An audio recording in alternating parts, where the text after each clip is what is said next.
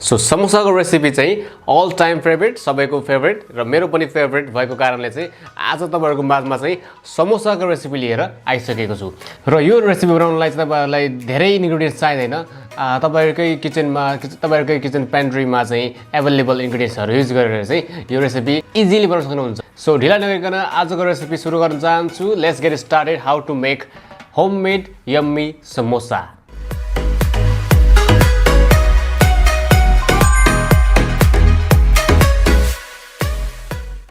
यो समोसाको स्टफिङको लागि चाहिँ मैले 5 वटा आलु बोइल गरेर राखेको छु। त्यसैगरी यसलाई चाहिन्छ हामीलाई लसुन र अदुवा फाइन चप, त्यसैगरी चप गरिएको प्याज, अनि चप गरिएको धनिया, अनि चप गरिएको चिल्ली है। र यसलाई चाहिने स्पाइसेसहरुमा चाहिँ मैले लिएको छु kalonji, you can see in the video, kalonji and cumin seed. Okay, त्यसैगरी मैले लिएको छु कसुरी मेथी। कसुरी मेथीको एकदमै राम्रो फ्लेभर आउँछ, त्यसै कारणले मैले आज कसुरी मेथीलाई पनि मेरो यो समोसाको रेसिपीमा चाहिँ युज गर्न गइरहेको छु। त्यसैगरी हामीलाई चाहिन्छ थोरै मात्रामा हिङ। हिङले चाहिँ एउटा हिट पैदा गर्ने काम गर्छ, एउटा स्वादलाई चाहिँ बुस्ट गर्ने काम गर्छ। त्यसैगरी र हामीलाई चाहिने स्टफिङको लागि इन्ग्रेडिएन्ट्सहरु यति नै हुन्। र अब हामी चाहिँ आलुको स्टफिङ बनाउनतिर लाग्दैछौँ है त। सबैभन्दा पहिला उसिनेको आलुलाई सानो सानो पारेर काट्नु होला।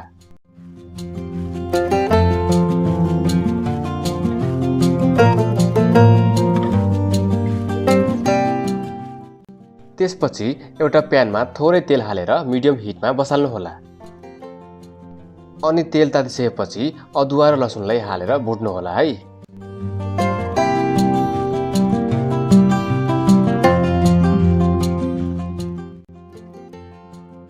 अदुवा र लसुन चाहिँ हल्का ब्राउन भएपछि यसमा कालोन्जी र जिरा हालेर भुट्नु होला। यति कुरा हालिसकेपछि कसुरी मेथीलाई पनि अहिले नै हाल्नु होला। एकैछिन भुटिसकेपछि प्याज हालेर भुट्ने र मसला जस्तै खोर्सानी, बेसार, धनिया, जिरा अनि गरम मसलाको धुलो हालेर मज्जाले भुट्नु होला।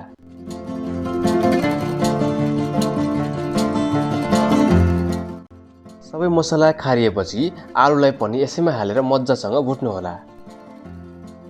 मसलाको स्वाद आलुमा पसिसकेपछि अन्तिममा हिङ हालेर र खोर्सानी, नुन अनि ताजा धनिया हालेर एकछिनसम्म छोडिदिनु होला।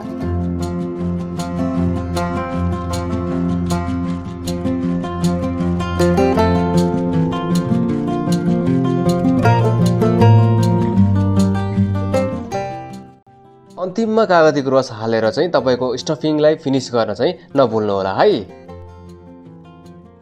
हाम्रो आलुको मिक्सचर चाहिँ तयार भइसक्यो। अब हामी समोसाको डो बनाउनतिर लाग्दैछौँ।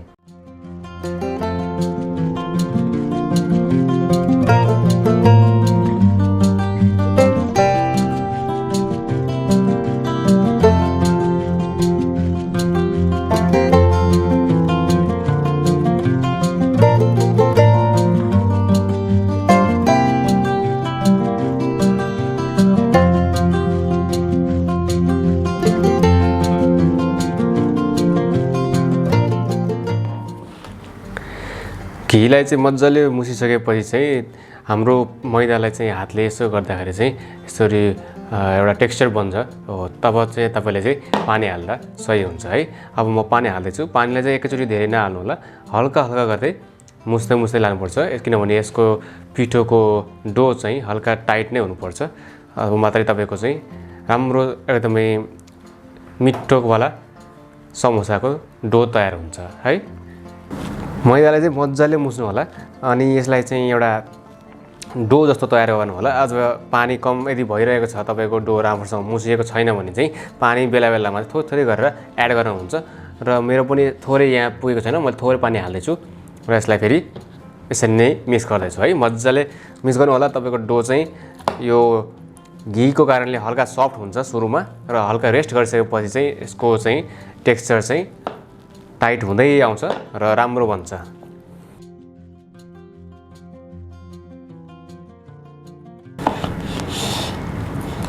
हाम्रो समोसाको लागि डो तयार भइसक्यो। अब यसलाई चाहिँ हामीले थोरै समयको लागि रेस्ट गराउनुपर्छ है त।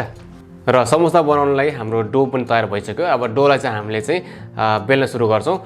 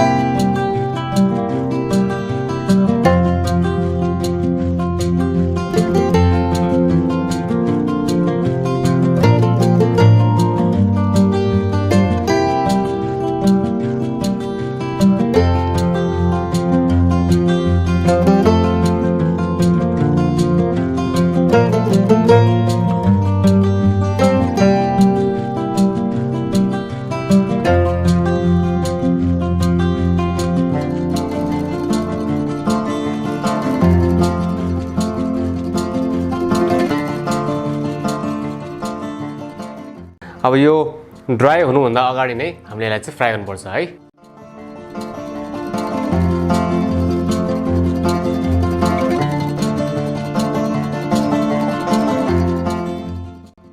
मिडियम टु हाई टेम्परेचरमा चाहिँ फ्राई गर्नु होला। मिडियम टु हाई टेम्परेचरमा गर्दाखेरि चाहिँ समोसा छिट्टै ब्राउन हुँदैन र हल्का हल्का गरेर चाहिँ मजाले पाक्दछ है त।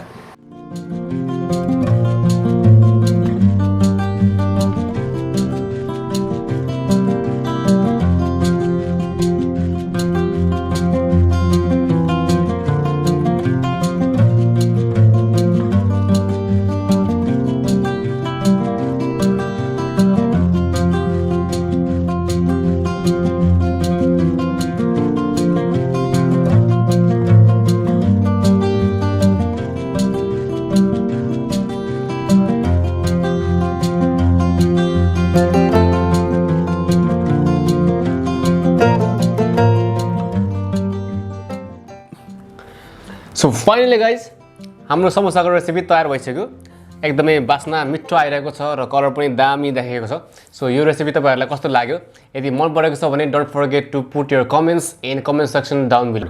र यदि भन्दै अर्को रेसिपी लिएर आउने बाचा गर्दै नेक्स्ट वीकको लागि टिल देन म अमिर थापा आजलाई बिदा हुन चाहन्छु।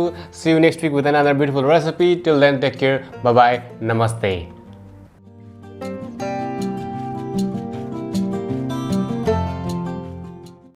जाँदै तपाईहरुलाई मेरो भिडियो कस्तो लाग्यो? यदि मन परेको छ भने सब्स्क्राइब गर्न नबिर्सिनु होला। साथै साइडमा रहेको बेल आइकन अन गर्न चाहिँ नभुल्नु होला है।